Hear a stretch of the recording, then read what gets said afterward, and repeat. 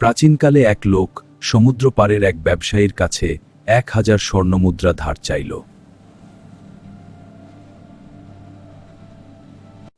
তোমার গ্যারান্টার কে? আল্লাহই আমার সবচেয়ে বড় গ্যারান্টার।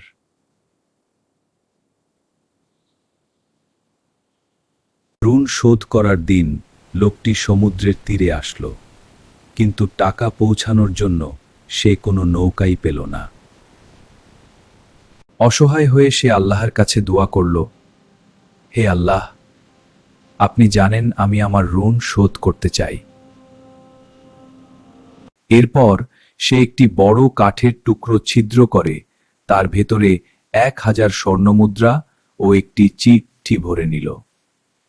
সে কাঠটি শক্ত করে বন্ধ করে আল্লাহর ওপর পূর্ণ ভরসা করে সেই উত্তাল সমুদ্রে ভাসিয়ে দিল।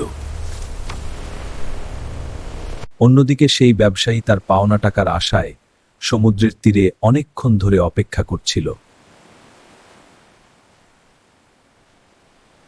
কোনো নৌকা না দেখে সে হতাশ হলো। তখন ওই কাঠের টুকরোটি রান্নার জ্বালানির জন্য কুড়িয়ে নিল।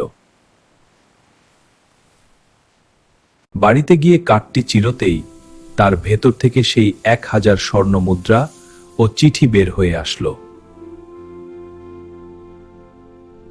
হুজুর, আপনার ঋণ শোধ করতে এসেছি।